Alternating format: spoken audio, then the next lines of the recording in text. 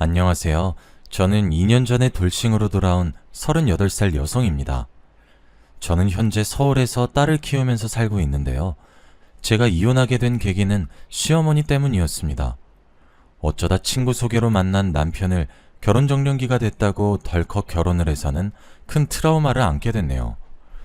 며느리를 자기 발톱에 낀 때보다 못하게 여기고 돈만 밝히는 시어머니 때문에 지금도 제가 밤마다 잠을 못 이루고 있습니다. 꾸는 꿈마다 시어머니가 나오는데 정말 자기가 고통스럽더군요.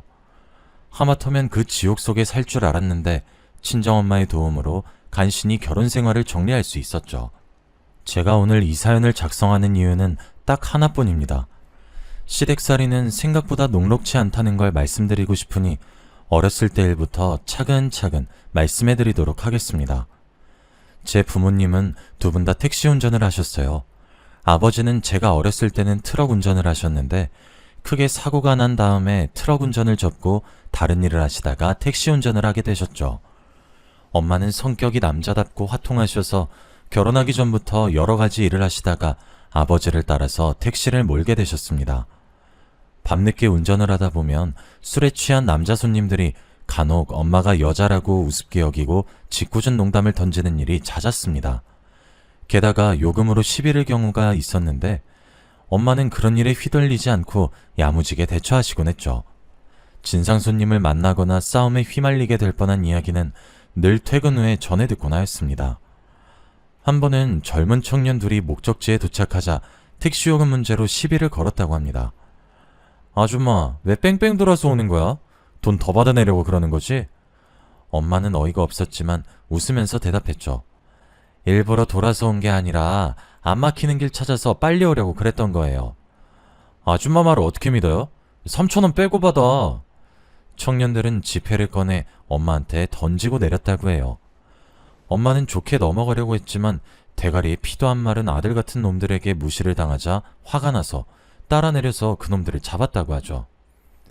야, 이것들이 요금을 떼먹고 도망을 가? 당장 3,000원 내놔. 이 아줌마가 오늘 죽고 싶어서 환장을 했나? 왜 이래? 오냐, 누가 죽는지 한번 보자. 니들 따라와. 엄마는 양손에 두 놈의 멱살을 잡고 공원으로 끌고 가서 주먹질을 했다고 합니다. 다른 사람이 그랬으면 큰일 날 뻔했다고 걱정을 했을 테지만 저희 엄마는 초등학교 때부터 태권도를 시작했고 고등학교 때는 선수로 활동을 했습니다. 덕분에 청년들은 주먹 한 번 쓰지 못하고 묵사발이 되도록 얻어 터졌다고 해요. 엄마의 호탕한 성격은 초등학생 때부터 알고 있었습니다. 저를 괴롭히는 남자애들이 있단 소리를 듣고 엄마가 무작정 학교 교무실로 쳐들어갔거든요. 그리고는 담임선생님에게 애들 교육 똑바로 시키라고 소리를 지르기도 하셨어요. 동네 사람들도 엄마 성격을 알고 있어서 웬만하면 엄마의 성질을 건드리지 않으려고 조심했습니다. 그렇지만 저는 엄마와 전혀 달랐어요. 부끄러움을 많이 타서 남들 앞에 나서는 걸 싫어했고 내성적이고 소심한 성격을 가지고 있었어요. 그래서 진상 손님을 폭행해 경찰서로 오간 적 있는 엄마와 달리 저는 있는 듯 없는 듯 조용히 지내왔죠. 불의를 당하면 못 참고 불같은 성격 탓일까요? 부모님은 밤낮으로 택시를 몰면서 일을 하셨지만 저희 집안 형편은 그렇게 넉넉해지지 않았어요. 예전에 아버지가 2억이 넘는 대형 트럭을 할부로 사셨는데 불과 1년 만에 트럭이 전복되는 큰 사고가 났거든요. 다행히 아버지는 많이 다치지 않았지만 트럭은 심각하게 부서져서 폐차를 해야 했죠.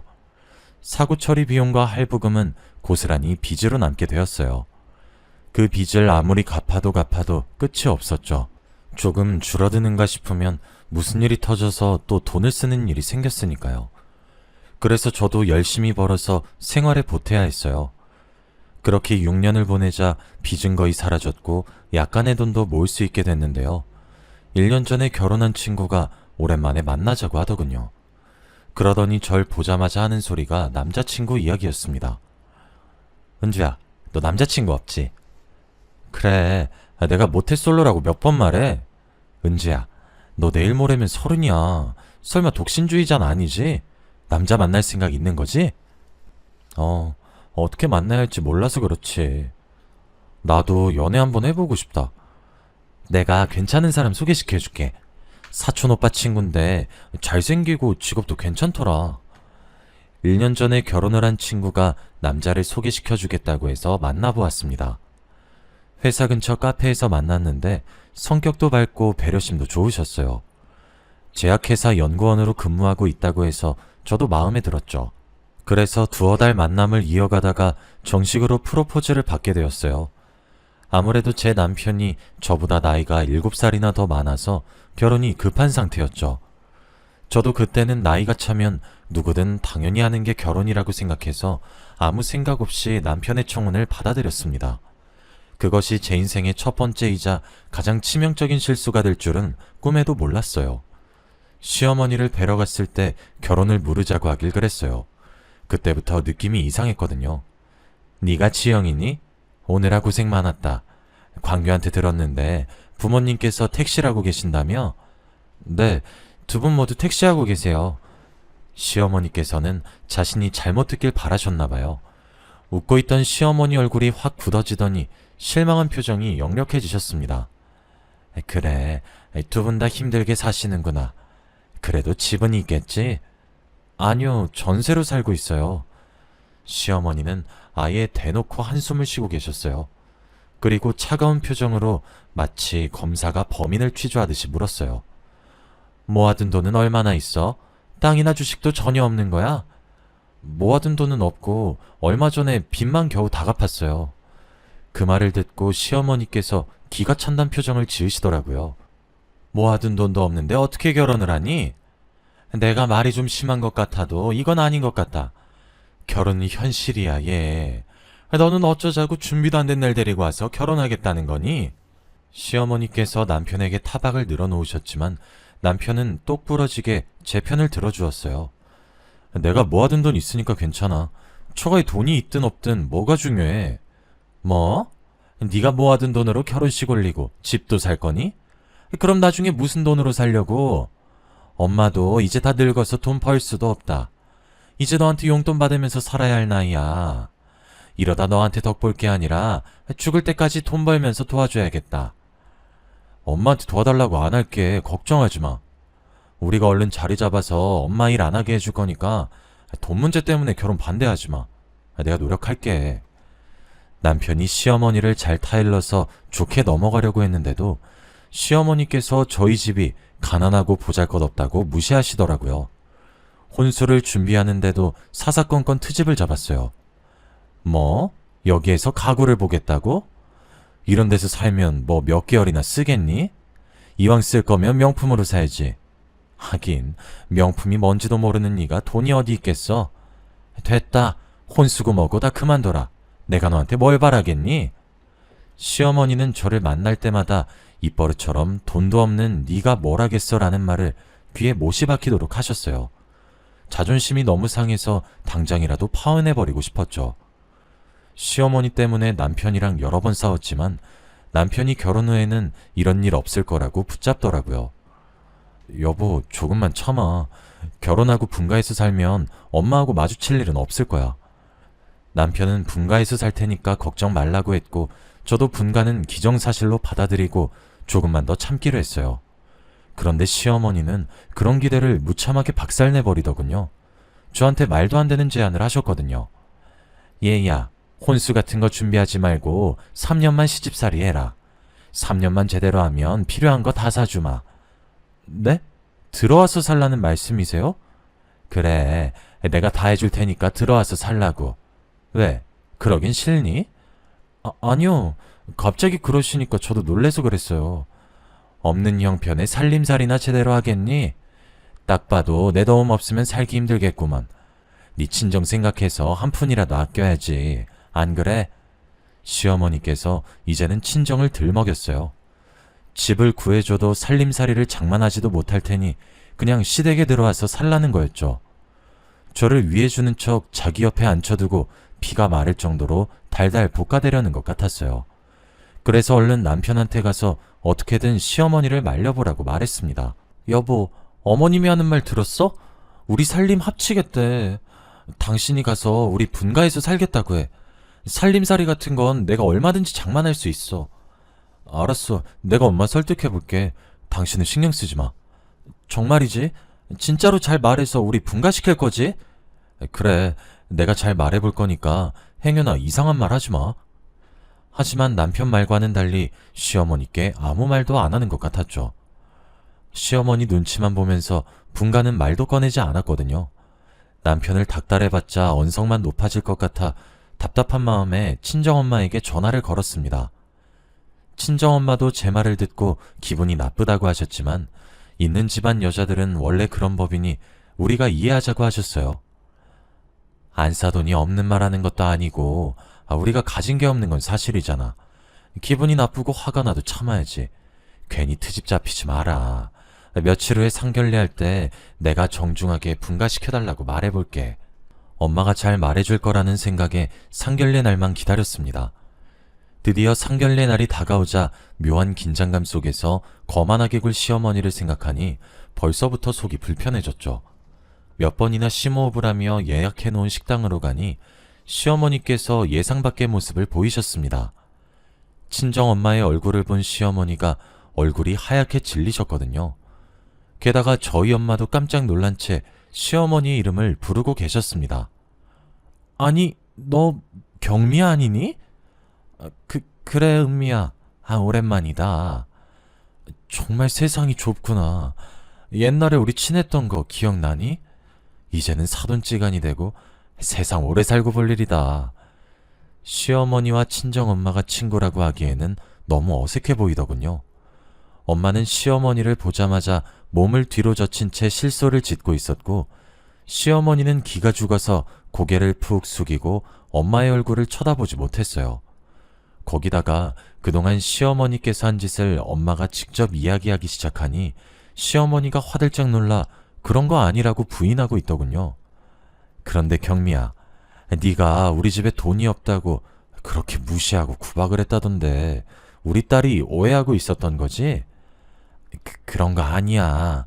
내가 왜 며느리 될 애를 구박하겠어? 절대 그런 일 없었어. 이번에도 오해한 거였구나. 예전에도 내 친구 왕따 시켰다가 내가 물어보니까 아니라고 했잖아. 그때 소문이 너무 안 좋게 들려서 왕따 시킨 게 맞다고 생각했는데 이번에도 내가 오해한 거였구나. 엄마가 오해라는 단어를 강조하자 시어머니께서 어깨를 움찔거리셨어요. 맞아. 오해한 거야. 내 말투가 워낙 세서 다들 오해하더라고. 며느라, 미안하다. 내가 너무 직설적으로 말하는 편이라 네가 상처받았나 보네. 네? 네, 괜찮습니다. 저 하나도 상처 안 받았어요. 시어머니께서 금방이라도 울음을 터뜨릴 것처럼 완전히 울상이 되셔서 괜찮다고 말할 수밖에 없었습니다. 남편도 시어머니가 겁을 먹으신 모습을 처음 보았는지 의아스러운 표정이었죠. 어색한 침묵이 흐르자 남편이 귓속말로 무슨 일이 있었는지 아냐고 묻더군요. 저는 당연히 예전에 들었던 학창시절 이야기를 이야기하지 못했죠. 아버지께서 엄마가 예전에 일진이었다고 농담을 하셨거든요. 웃으면서 이야기하시길래 저는 당연히 진짜가 아니라고 생각했어요. 지영아, 너네 학교에 아직도 일진 있니? 선배한테 들었어. 그런 애들이랑 말도 안 섞으니까 걱정하지 마. 너네 엄마도 예전에 일진이었는데. 뭐? 엄마가? 제가 깜짝 놀라서 엄마를 쳐다보니까 엄마 얼굴이 빨갛게 달아올라 있더라고요. 당황하셨는지 갑자기 아버지 밥그릇을 툭툭 치더니 잔소리를 하기 시작하셨어요. 밥 먹다가 갑자기 왜 뚱딴지 같은 소리야. 쓸데없는 소리 하지 말고 밥이나 먹어. 엄마, 진짜로 일진이었어? 옛날 애들 삥도 뜯고 다닌 거야? 아휴, 삥은 무슨. 난 그런 짓 한 적 없어. 그리고 당신은 왜 다 지난 일을 꺼내고 그래? 아니, 당신이 예전이랑 너무 많이 달라져서 장난 좀 쳐봤어. 그럼 당신은 예전이랑 똑같나? 선생들 몰래 삥 뜯다가 구렛나루 쥐어뜯긴 것도 말해줘? 그 이야기는 왜 꺼내? 삥 뜯은 게 아니라 애들이랑 장난치다가. 장난은 무슨, 매일 삥 뜯는 걸로 유명했으면서. 저는 당연히 엄마와 아버지가 중매로 만난 줄 알았어요. 제 친구들 부모님 소개로 만났다길래 우리 부모님도 그러겠거니 했는데 학창시절부터 서로를 알고 있을 줄은 꿈에도 몰랐죠. 제가 둘이 어떻게 친해진 거냐고 물으니까 아버지는 어떻게 엄마를 만나게 되었는지 말해 주었어요. 엄마와 아버지는 학창시절에 공부는 뒷전이었고 흔히 노는 무리들하고 어울렸다고 합니다. 엄마는 태권도를 계속하면서 자연스럽게 공부랑 담을 쌓았고 아버지는 집안이 넉넉하지 못해서 시장통 뒷골목에서 살았다고 해요. 그러다 보니 집안 사정이 비슷한 또래들끼리 어울려 다니면서 여러 가지 사고를 쳤다고 합니다. 엄마는 체격도 좋았고 태권도로 다져진 실전 기술이 있어서 남자든 여자든 시비가 붙으면 피하는 법이 없었다고 하는데요. 싸워서 진 적이 한 번도 없었다는 말에 평범해 보였던 엄마가 다시 보였죠. 엄마가 남자랑 싸웠는데 다 이겼다고? 말도 안 돼. 나도 싸움은 한가닥 했는데 네 엄마한테 깨졌어. 그게 고등학교 2학년 때였나? 엄마의 싸움 실력을 알아본 일진들이 엄마를 꼬드겨서 한동안 일진들이랑 어울렸다고 해요. 겁이 없었던 엄마와 친구들은 길거리를 돌아다니다가 남학생들과 시비가 붙은 적이 있었다고 합니다. 그때 아버지가 엄마와 1대1로 붙었는데 졌다고 하죠. 그날 이후로 마주치기만 하면 으르렁거리던 사이가 미운 정이 생겨서 결국에는 사귀게 되었다고 하는데요. 졸업 후에도 계속 만나다가 5년 후에 결혼해서 저를 낳았다고 합니다. 엄마와 아버지가 이런 과거를 갖고 있어서 시어머니도 저를 못살게 구는 걸 멈췄나 봅니다. 그날 이후로 제 결혼 생활이 완전히 달라졌거든요. 저희 부부 뜻대로 당연히 분가를 하게 되었고 결혼 후에도 저는 계속 직장을 다닐 수 있게 되었습니다. 애를 낳을 때까지는 사회생활을 계속할 생각이었고 시어머니도 허락을 하셨어요. 게다가 집안일도 시어머니께서 알아서 해주시더군요. 덕분에 저는 시어머니가 차려주는 아침을 먹고 출근할 수 있었습니다. 집에 돌아와서도 집안일을 할 필요가 없었어요. 시어머니께서 시댁과 저희 집을 오가면서 집안일을 도맡아서 하셨습니다. 제가 하겠다고 말려도 기어코하시겠다고 하더라고요. 어머님, 집안일은 제가 알아서 할 테니까 이제 오지 마세요. 계속 이러시면 제가 부담스러워요. 아니야, 내가 좋아하는 일이니까 넌 신경 쓰지 말고 회사 일만 열심히 하거라. 도대체 어머님의 학창시절이 어땠길래 이렇게 변해버리신 걸까요? 요즘은 왕따를 심하게 시키면 뉴스에도 나오곤 하잖아요. 그 정도로 애를 괴롭힌 걸까 싶어서 일하다가도 괜히 상상이 되더라고요. 이러다가 큰 트러블이 일어나는 거 아닌가 싶을 정도로 시어머니께서 제 손에 물 한 방울 묻히지 않으셨어요. 그러던 어느 날 저녁 시간이었어요. 시어머니가 차려준 밥을 먹고 있는데 엄마한테 전화를 왔더라고요. 엄마, 무슨 일이야? 이번 주말에 김장하려고 하는데 너 시간 괜찮지? 어쩌지? 이번 주말에 출장 잡혀 있어. 아니, 저번 주 주말도 출장이었잖아. 뭔 놈의 출장이 왜 이렇게 많니?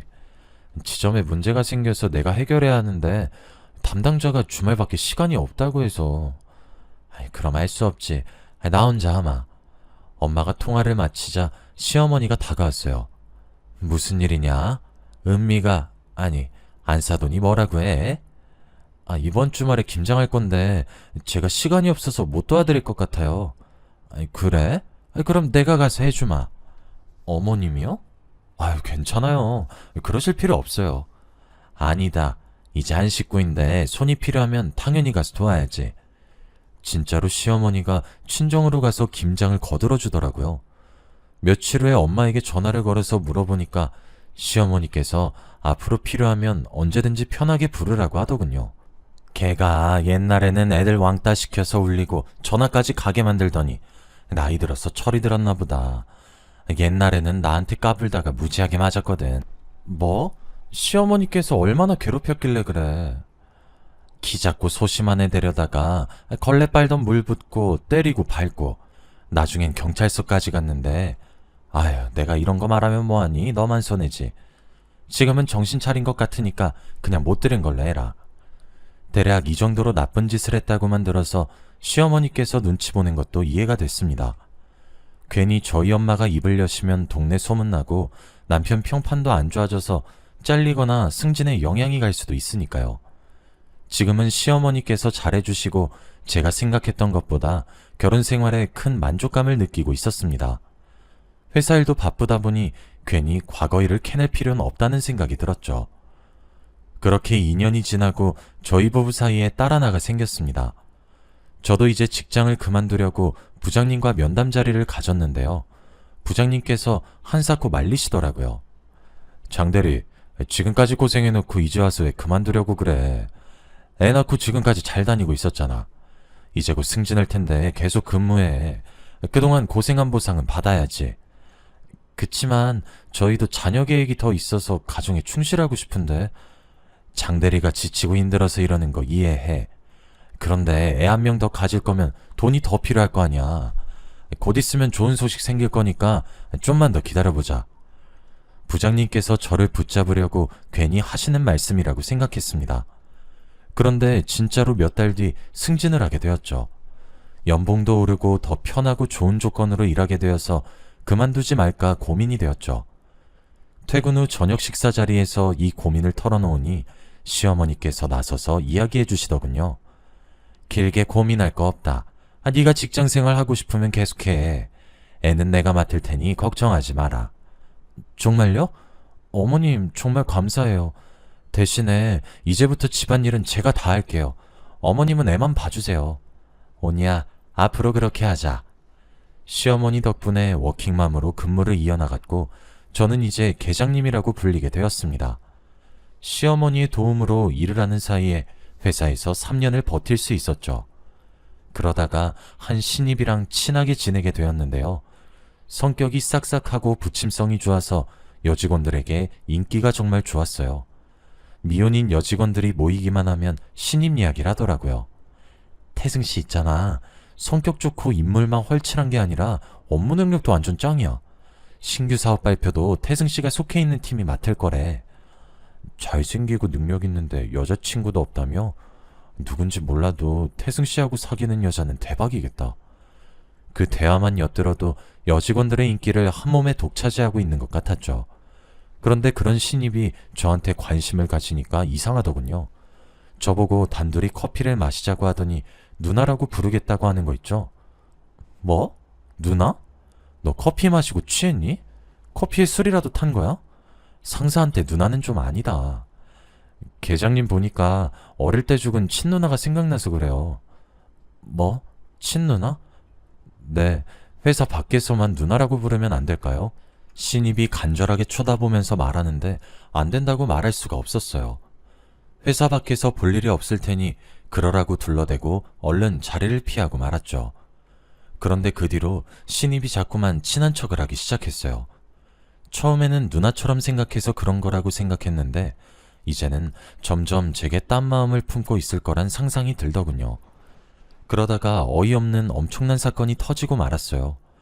신입이랑 같이 창원에 있는 공장으로 출장을 갔는데 현장 도착이 너무 늦어져서 난감한 상황이 펼쳐졌어요. 관계자들이 이미 모두 퇴근한 뒤였거든요. 기다리라고 미리 연락을 했어야 했는데 그걸 까먹다니. 누굴 탓할 수도 없는 노릇이라 하는 수 없이 하룻밤 모텔에서 묵게 되었어요. 신입이랑 같이 방을 쓸 수 없으니 당연히 방은 따로 잡았죠. 제가 묵을 방에 들어와서 불을 끄고 잘 준비를 하고 있을 때였습니다. 핸드폰을 보고 있었는데 실수로 카메라가 켜졌는데 TV 선반에 이상한 것이 보이더군요. 혹시나 하는 마음에 불을 켜고 선반이 있는 쪽으로 다가가 보았습니다. 선반에 있는 휴지과 티슈를 뒤져보니 몰래카메라가 있었습니다. 제가 놀라서 옆방에 묵고 있는 신입을 찾았습니다. 그랬더니 신입이 놀라서 방에서 나오더군요. 태승아, 방 안에 몰래카메라 있는 것 같아. 번쩍거리는 게 보여서 뒤져봤는데 이게 있었어. 제가 들고 온 몰래카메라를 보여주니까 신입이 1층으로 내려가 모텔 직원에게 따지자고 했습니다. 그런데 1층으로 내려가니 아무도 없더군요.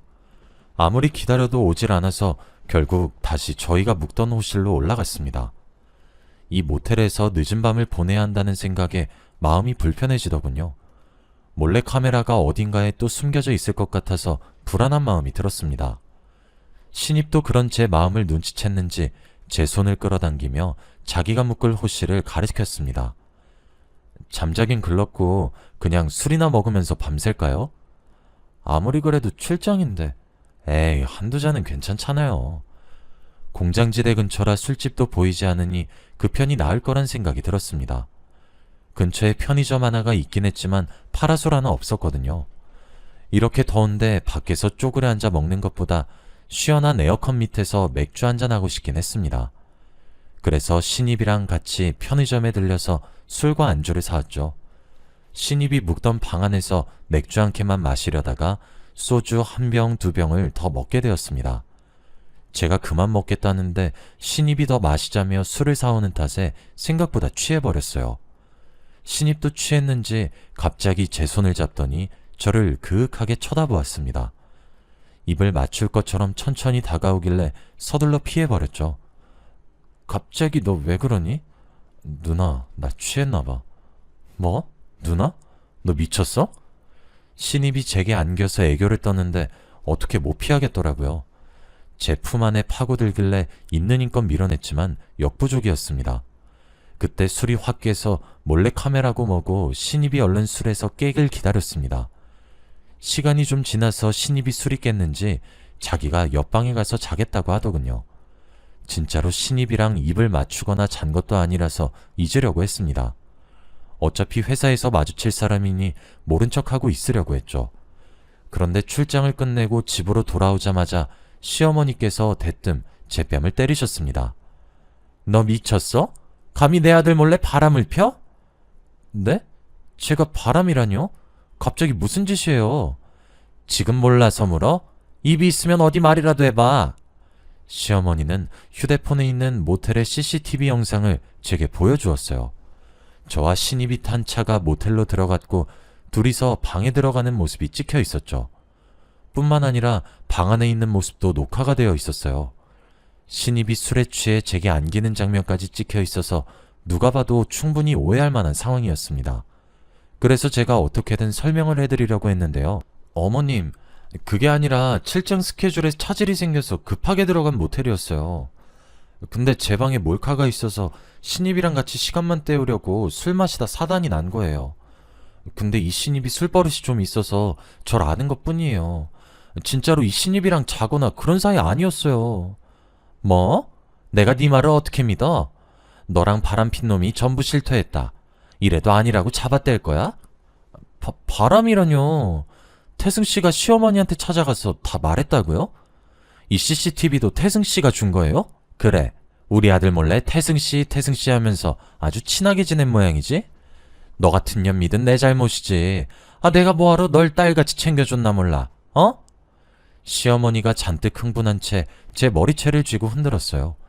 우리 회사 신입이 시어머니한테 CCTV 영상을 넘겼다니 도대체 무슨 사이길래 이런 짓을 저지른 걸까요?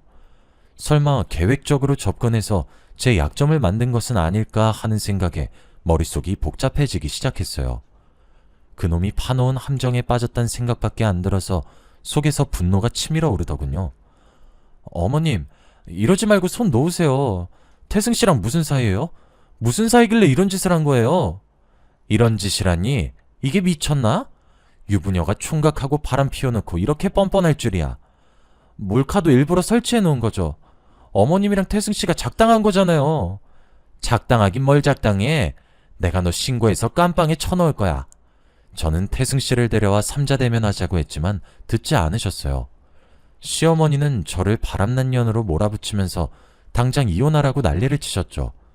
게다가 친정을 찾아가서 엄마에게도 증거들을 보여주면서 절 치욕스럽게 만드시더라고요. 당연히 저희 엄마는 시어머니의 말을 믿지 않으셨습니다. 너 진짜야? 네가 이런 짓을 저지른 거야? 아니야, 나 억울해. 출장 갔다가 모텔에 몰카가 있어서 무서워서 시간만 때우려고 술 한잔한 거야. 진짜로 잔 것도 아니고 그런 사이 아닌데. 나한테도 이렇게 말하더니 그게 말이 된다고 생각하니? 학교 다닐 때도 나 괴롭히더니 딸 자식 가르쳤을지 안 봐도 뻔하다. 내가 미쳤지. 진작 이 결혼 말렸어야 했는데 결혼시킨 내가 미친 것이다. 엄마, 진짜야. 내 말 좀 믿어줘. 어머니께서 CCTV를 어떻게 받으셨겠어? 태승씨랑 무슨 작당을 한 것 같아. 이제 좀 인정하거라. 어떻게 끝까지 이럴 수 있는 거니? 내가 받은 상처는, 내가 받은 배신감은 어쩌고? 시어머니가 눈물을 흘리면서 슬퍼하시다가 딸애를 어떻게 키운 거냐고 당장 보상해내라고 엄마에게 소리를 질렀어요. 엄마는 제가 하는 말이 타당하다고 못 느끼셨는지 아무 말도 못 하셨습니다. 회사에서 돌아온 남편도 침울한 표정으로 저에게 실망했다고 했습니다. 은주야, 어머니한테 다 들었어. 네가 오해라고 해도 난 아직 너 못 믿을 것 같아. 우리 생각할 시간을 가지자. 잠깐만 네가 친정에 있으면 좋겠어. 더 이상 할 말이 없었습니다. 아무리 신입이 편했어도 모텔방 안에서 단둘이 술을 먹은 제 잘못이라는 생각이 들더군요. 그래서 저는 남편 말대로 짐을 싸들고 친정으로 왔습니다. 친정에 도착하니 엄마가 조용히 저를 불러서 속을 털어놓았죠. 은주, 너 왜 그랬어? 네가 정말 바람핀 거였어? 엄마는 네 말 믿어보려고 했는데 믿겨지지가 않는다. 엄마, 정말 아니야. 시어머니가 일부러 그 자식이랑 작당한 것 같단 말이야. 당한 게 있으니까 우리한테 복수하려는 거 아닐까? 차라리 사람 써서 알아보자. 어? 제가 억울함을 토해내니까 엄마가 오히려 분노하셨습니다. 죄책감을 느끼지 못하고 제가 오히려 복수를 하려고 해서 크게 실망하셨나 봅니다. 부들부들 떨면서 폭언을 퍼부으시더군요. 뭐? 사람을 써서 알아보자고? 지금 네 외도 들켰다고 복수한다는 거야? 지금 뭘 잘했다고 입을 놀려? 이제 할 수 없다. 빚을 내서라도 위자료 달라는 대로 주고 갈라서야지. 경미 말대로 내가 딸을 잘못 키운 것 같다. 엄마가 가슴을 치면서 눈물을 삼켰고 그런 모습을 보는 저는 억울하고 분해서 속이 뒤집어지는 것 같았어요. 하지만 제 억울함은 풀리지 않고 이혼 소송은 예정대로 진행되고 말았습니다. 그래도 저는 꿋꿋하게 회사에 출근을 했어요. 정작 저를 이런 비참하게 만든 그 자식은 장기 휴가를 내고 회사에 나오지 않았더군요. 그놈에게 왜 이런 일을 꾸몄는지 묻고 싶었지만 연락조차 받지 않아서 그럴 수 없게 되었습니다. 더 기가 막힌 사실은 회사에 어이없는 소문까지 퍼지기 시작했다는 겁니다. 유부녀인 제가 신입을 꼬드겨서 바람을 피웠다는 소문이었죠. 저는 그 인간에게 이용당했는데 소문은 제가 그를 가지고 놀다가 헌신짝처럼 버렸다고 하더군요. 직원들이 저를 보고 벌레 보듯이 해서 순식간에 혼자가 되어버리고 말았습니다. 제가 겨우겨우 회사 생활을 견뎌내고 있는데 부장이 심각한 표정으로 저를 불렀습니다. 정 계장, 소문은 들었어? 간부회의에서 정 계장 문제에 대해서 의논을 했는데 품위유지 위반으로 자진퇴사를 하라는 결과가 나왔어. 그러니까 되도록 빨리 인수인계해서 정리해줘. 알겠지? 따돌림까지는 예상했지만 자진퇴사라뇨. 그 말을 듣는 순간 화장실로 뛰쳐들어가서 눈물을 터뜨렸습니다. 그리고 저는 이틀 뒤에 사직서를 제출하고 회사를 그만두게 되었죠. 이혼 소송은 절차대로 되었고 위자료를 최소한으로 낮추려고 버티는 중이었는데요. 집에만 있으니 기분이 우울해지고 가슴이 답답해져서 오랜만에 친구를 만나러 나가게 되었습니다. 하필이면 만나기로 한 카페가 제가 다녔던 회사 근처였더군요. 카페 이름이 익숙하다 싶었는데 친구를 만나려고 뒤늦게 카페 위치를 확인하고 미리 알아보지 않은 저를 탓했습니다. 약속 시간이 얼마 남지 않아 친구가 오자마자 자리를 옮기려고 했어요. 그런데 카페에 들어가서 친구를 기다리는데 친구가 오지 않았습니다. 다른 카페에서 보자는 문자를 보내놓고 회사 사람들이 볼까봐 얼른 자리에서 일어설 때였습니다. 그때 익숙한 실루엣이 보여서 소름이 쫙 끼쳤습니다. 제게 사심을 가지고 접근했던 신입과 남편이 창가 자리에 앉아서 진지한 표정으로 무언가 대화를 하고 있더군요. 저는 무슨 대화를 하는지 들으려다가 갑자기 전화벨이 울려서 급하게 카페를 빠져나왔습니다. 친구가 카페 근처에 왔다가 뒤늦게 문자를 보고 제게 전화를 한 것이었습니다. 제가 급하게 카페에서 나오니 저를 보고 왜 여기에 있냐고 묻고 있었습니다. 여기 말고 다른 카페 가자며. 근데 왜 여기에 있어? 땡땡 카페는 너무 멀지 않아? 거긴 왜 가려고 하는데? 너 여기 카페가 직원 할인된다고 좋아했잖아. 혜진아, 나 부탁 한 가지만 하자. 저기 카페 안에 남편이 있는데 나 몰래 이상한 짓 하는 것 같거든? 너만 몰래 들어가서 녹음해주면 안 될까? 뭐? 이상한 짓? 설마 바람 피는 건 아니지? 야, 잠깐만 기다려봐. 내가 꼭 녹음해서 들려줄게. 저보다 더 열이 받은 친구는 남편 뒷자리에 앉아서 녹음을 해주었습니다. 혹시나 들킬까봐 회사에서 멀리 떨어진 카페에서 기다리고 있었는데 1시간 후에 친구가 제가 있는 카페로 들어오더군요. 그리고 핸드폰으로 녹음한 충격적인 대화를 들려주었습니다. 그럼 약속한 3천만 원은 소송 끝나면 바로 주는 거죠? 당연하지. 최소한 1억은 뜯어낼 작정이야. 네가 고생 많았다. 에이, 이런 일은 제가 일가견이 있죠. 직장 사람들만 모르게 해주세요. 사람들이 저도 피해자인 줄 알고 있더라고요. 그래, 내가 하라는 대로만 말하면 은주가 남자 밝히는 꽃뱀인 줄 알고 있을 거야. 내 남편이 날 남자 밝히는 꽃뱀으로 만들었다니. 모두 남편이 저지른 짓이란 생각이 들자마자 시어머니도 한통속이었다는 사실을 녹음을 통해 알게 되었습니다. 시어머니가 남편에게 학창시절 괴롭힘을 당했다는 거짓말을 해 저희 엄마는 물론 저까지 미워하게 만든 것이었습니다. 그리고 저를 이혼시키려고 불륜녀로 모함했던 거죠. 시어머니는 눈에 가시 같은 저를 쫓아내고 위자료는 덤으로 얻을 수 있으니 일석이조였던 겁니다. 화가 머리끝까지 난 저는 작정을 하고 회사 근처에 몸을 숨겼습니다. 그래서 퇴근하고 나온 신입의 멱살을 잡고 골목 쪽으로 들어왔죠. 너 지금 사기치고 있는 거 알고 있어? 나 녹음해놓은 증거 있으니까 바른 대로 말해. 녹음? 무슨 녹음을 말하는 건데요? 그리고 나 잘리면 어쩌려고 그래. 이러다 회사 사람들이 보겠어. 그래, 너랑 같이 골목으로 들어온 사람 많아. 내가 이번엔 네가 꼬신 거라고 소문 좀 내보려고. 어때? 너도 한번 권고사직 당해볼래? 거기에 사기죄까지 추가하려고 하는데. 사기죄? 장 계장님, 미안해요. 내가 비트코인을 했는데 실패해서 빚이 너무 많아서. 그런데 장 계장님 남편이 갑자기 나한테 접근하더니 장 계장님 꼬셔보라고 하는 거야. 둘이 있는 사진만 잘 찍어오면 돈 주겠다고 해서 얼떨결에 저질러 버렸어. 신입이 남편과 시어머니가 시킨 거라고 자백하길래 그 말을 녹음해 두었습니다. 그리고 그 녹음본을 엄마에게 들려주었죠. 엄마는 녹음된 걸 듣고 충격을 받고 입술을 꽉 깨물더니 제 손을 잡고 시댁으로 달려갔습니다. 시모는 당연히 우리를 보고 버럭 소리를 지르고 있더군요. 아니, 여기가 어디라고 찾아와? 썩 안 꺼져? 시어머니가 상황 판단을 하지 못하고 소금을 뿌리려고 하길래 엄마가 시어머니의 팔을 강하게 잡아챘습니다. 뭐? 썩 안 꺼져? 옛날 일은 다 잊고 인간적으로 잘 대해주려고 했는데 감히 내 딸한테 이런 짓을 저질러? 너 같은 년은 절대 용서 못해.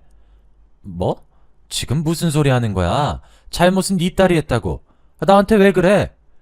시어머니가 끝까지 잘못을 실토해내지 않길래 녹음본을 들려주었죠. 녹음 파일을 들은 시어머니가 그때가 돼서야 사색이 된 채 잘못했다고 빌었습니다.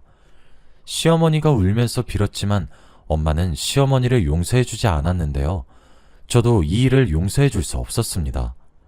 남편도 미안하다고 용서를 구하며 앞으로 이런 일이 없을 거라고 했지만 저는 위자료와 더불어 재산분할을 청구하였습니다. 지금은 시어머니를 상대로 정신적 피해 보상까지 요구해서 모두 받아낸 상태인데요. 엄마 말로는 시어머니가 집을 처분할 정도로 전 재산을 토해냈다고 하더군요. 두 모자는 현재 월세방을 전전하는 신세가 되고 말았다고 합니다. 이게 다 오해와 잘못된 복수 방법 때문에 일어난 일이에요. 여러분은 무슨 일이 생기든 간에 상대방을 인격적으로 배려하면서 행복하게 살아가시길 바랍니다.